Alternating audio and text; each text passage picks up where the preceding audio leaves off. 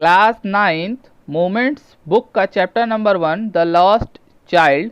इस स्टोरी का ये तीसरा पार्ट है और ये लास्ट पार्ट है। इसमें हम लोग इस स्टोरी को एंड करेंगे और हम लोगों ने क्लोथ्स बिकेम मडी तक पिछले वीडियोस में पढ़ लिया है। जिन्होंने नहीं देखा है उसका लिंक आपको डिस्क्रिप्शन में मिल जाएगा, आप वहाँ से देख सकते हैं। इस स्टोरी में एक बच्चा अपने पेरेंट्स के साथ मेले की ओर जाता है और रास्ते में बहुत सारी चीज़ों के प्रति आकर्षित होता है और उसका ध्यान बार बार दूसरे चीज़ों पर लगता है।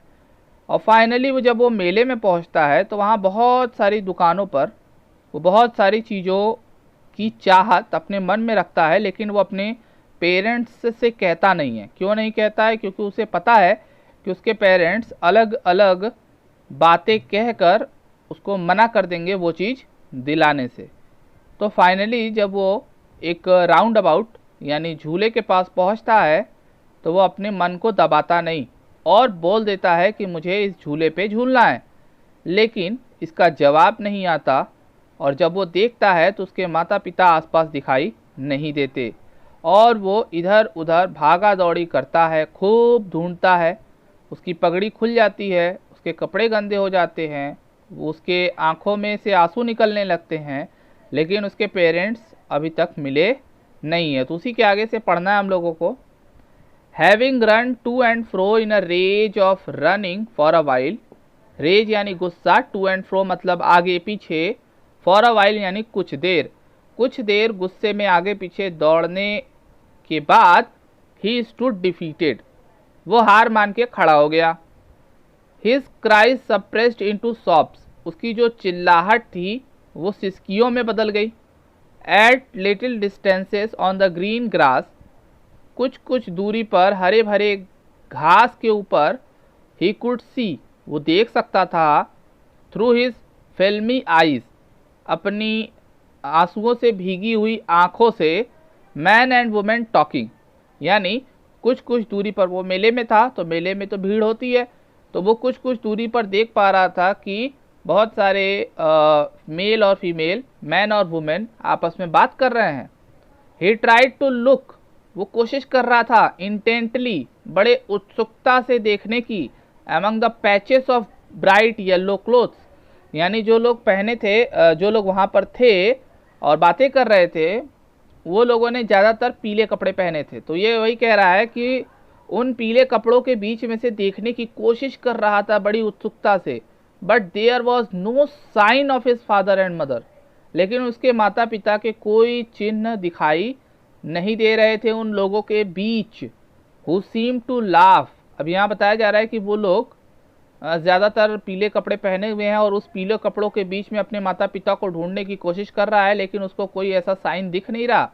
और वो लोग जो खड़े हैं वो हंस रहे हैं, एंड टॉक, बातें कर रहे हैं, just for the sake of laughing and talking, उनको हंसना है और बात करना है, इस वजह से वो लोग हंस रहे हैं और बात कर रहे हैं। मतलब यहाँ कहना चाह रहा है कि लोग बेवजह ही आपस में बातचीत करके एंजॉय कर रहे हैं, ठीक है ना। ही रैन क्विकली अगेन, अब यहाँ पर खड़े होके कुछ देर इधर उधर देखा, फिर वो भागा बहुत तेजी से। This time to a shrine, इस बार एक मंदिर की ओर गया। To which people seem to be crowding, जहाँ पर लोगों की क्राउडिंग यानी भीड़ लगती हुई प्रतीत हो रही थी, यानी भीड़ बढ़ती जा रही थी वहाँ पर। Every little inch of space, और वहाँ का हर एक इंच जो जगह है, वॉज कंजेस्टेड, भरा हुआ था, ठीक है ना, मैन से, यानी वहाँ बहुत सारे लोग थे। But he ran through peoples leg, लेकिन वो क्या किया, उन मैन यानी उन भीड़ के लोगों के पैरों के बीच में से अंदर चला गया। हिज लिटिल सॉब, उसकी जो सिसकियाँ थी, लिंगरिंग, अभी भी उसके होठों पर थी और वो अभी भी कह रहा था मदर फादर, मम्मी पापा। नियर द एंट्रेंस, द्वार, प्रवेश द्वार के पास, however the crowd became very thick, अब यहाँ बताया जा रहा है कि प्रवेश द्वार के पास जो भीड़ थी वो बहुत ज़्यादा थी। वेरी थिक का मतलब अंदर से ज़्यादा जो भीड़ थी वो प्रवेश द्वार पे थी। मैन जॉस्टल्ड ईच अदर, वहाँ के जो मतलब वहाँ पर जो व्यक्ति थे प्रवेश द्वार पर, वो आपस में धक्का मुक्की कर रहे थे। हैवी मैन, वो काफ़ी भारी भरकम लोग थे। विथ फ्लैशिंग और उन मतलब यहाँ पे बताया जा रहा है कि फ्लैशिंग आंखें थी उनकी, आंखों में चमक था, और मर्डरस, और एक तरह का गुस्सा भी था, क्योंकि भीड़ में जब कोई धक्का मुक्की करता है तो आंखें थोड़ी बड़ी हो जाती। तो वो बोल रहा है फ्लैशिंग एंड मर्डरस आइज, यानी हत्यारों जैसी आंखें लग रही थी। एंड हैफ्टी शोल्डर्स, और उनके शोल्डर्स बड़े मजबूत थे, क्योंकि पूरे पूरे ग्रोन मैन थे ना, तो बच्चे के लिए तो ये सब लगेगा ही। The poor child struggled to thrust away, अब ये जो बेचारा बच्चा है वो प्रयास कर रहा था प्रेशर डाल के एक रास्ता बनाने का, थ्रस्ट डाल के यानी पूरी कोशिश करके एक रास्ता बनाने का, बिटवीन देयर फीट, उनके पैरों के बीच से, बट नॉक्ड, लेकिन उसको धक्का मार दिया जाता था, टू एंड फ्रो, इधर और उधर, बाय देयर ब्रूटल मूवमेंट, उनकी इस खतरनाक मूवमेंट की वजह से वो बेचारा इधर उधर धक्के खा के चला जा रहा था। He might have been trampled, और यहाँ बताया जा रहा है कि वो शायद ट्रैम्पल्ड, कुचल दिया गया होता, बाय अंडरफुट, यानी किसी के पैरों के नीचे कुचला गया होता, had he not shrieked at the highest pitch of his voice, यानी अपनी सबसे उच्चतम आवाज में श्रीक, यानी अगर चीखता नहीं तो वो किसी न किसी के पैरों के नीचे कुचला जा चुका होता। और वो क्या चीखा? मदर फादर, यानी वो तो पहले धीरे धीरे बोल रहा था जब प्रवेश करने की कोशिश कर रहा था, लेकिन जब वो गिर गया तो वो पैरों से कुचला जा सकता था, लेकिन वो जोर से चिल्लाया।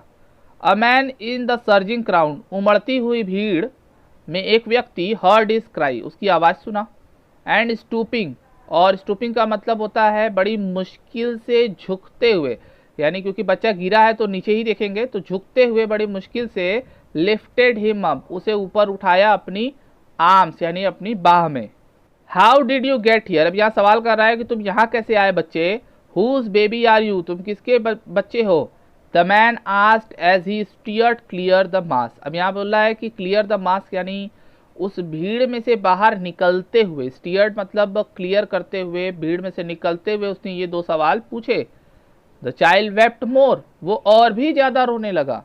देन एवर, यानी अभी तक जितना रो रहा था उससे भी ज्यादा रोने लगा, बिटरली, फूट फूट कर, और चिल्ला रहा था, I want my mother, I want my father, मुझे मेरे मम्मी चाहिए, पापा चाहिए। The man tried to soothe him, उस व्यक्ति ने उसको चुप कराने की कोशिश की। किस तरीके से? By taking him to the round about, उसे झूले के पास ले गया और बोला, will you have a ride on the horse, क्या तुम घोड़े की सवारी करना चाहोगे।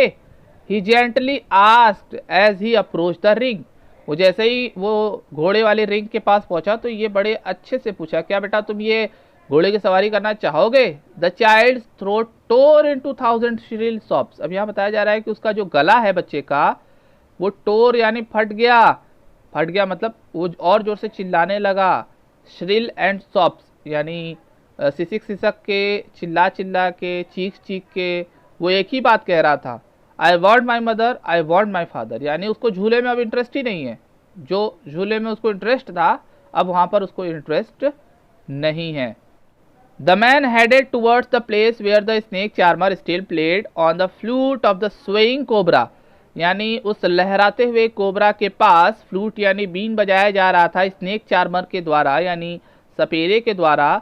वो व्यक्ति वहां पर पहुंचा और कहा, listen to that nice music child, बच्चे इस प्यारी आवाज को सुनो। ही प्लीडेड, वो थोड़ा सा बहला के फुसला के कहा। But the child shut his years with his finger, वो अपने अंगुलियों से अपनी कानों को बंद कर लिया।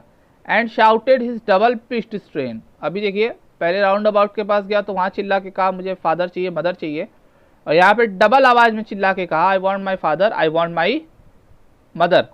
The man took him near the balloons, अब ये व्यक्ति देखिए उन चीज, अब इसको पता नहीं कि कहाँ से होकर आया है, लेकिन ये उन्हीं चीजों के पास लेके जा रहा है जहां से ये होकर गुजरा था और जिसकी इसको इच्छा थी। अब ये बलून वाले के पास पहुंचा, thinking the bright colours of the balloons would distract the child's attention, वो ये सोचकर बलून वाले के पास पहुंचा कि ये चमकदार कलर्स हैं, ये इसको डिस्ट्रैक्ट, इसका मन को भटका देंगे, इसके ध्यान को भटका देंगे। एंड क्विंटिन हिम, और शायद इसे चुप करा दें। Would you like a rainbow coloured balloon, अब ये सवाल कर रहा है कि क्या तुम्हें ये सप्तरंगी कलर के बलून पसंद है। ही परसुएसिवली आस्क्ड, परसुएसिवली का मतलब होता है समझाते हुए, बहुत समझाते हुए पूछा, क्या बेटा ये रेनबो कलर की बलून तुम्हें पसंद है, तुम लेना चाहोगे?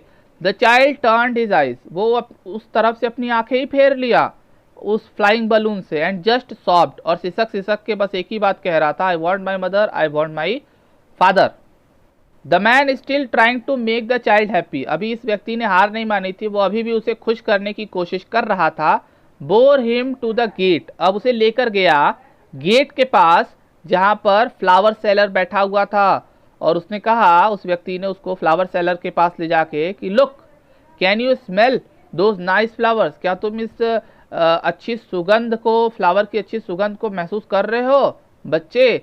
Would you like a garland to put around your neck, क्या तुम एक माला पहनना चाहोगे अपनी गर्दन में?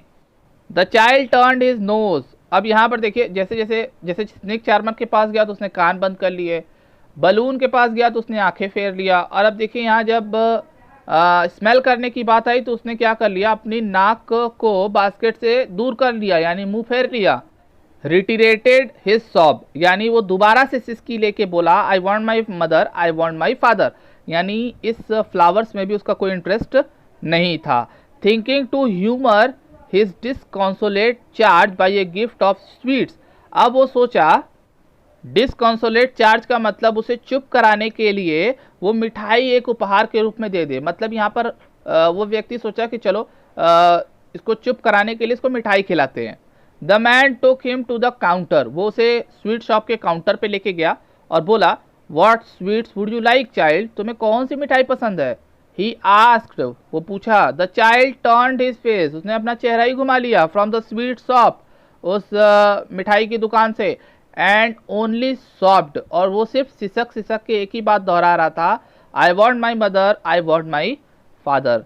तो इस स्टोरी में देखिए यही बताना चाहता है कि बच्चे का ध्यान जो होता है वो समय समय पे चेंज होता चला जाता है, और वो पिछली बात दिमाग से निकालते चला जाता है। देखिए रास्ते में आते आते वो कितनी सारी चीज़ों पर उसका ध्यान गया, टॉयज़ पर, फिर उसके बाद मस्टर्ड फील्ड पर, वहाँ पर ड्रैगन फ्लाइज थी, फिर पेटल्स इकट्ठा करने लगा, फिर डव की आवाज़, और बहुत सारी चीज़ें वहाँ पर उसको आकर्षित की।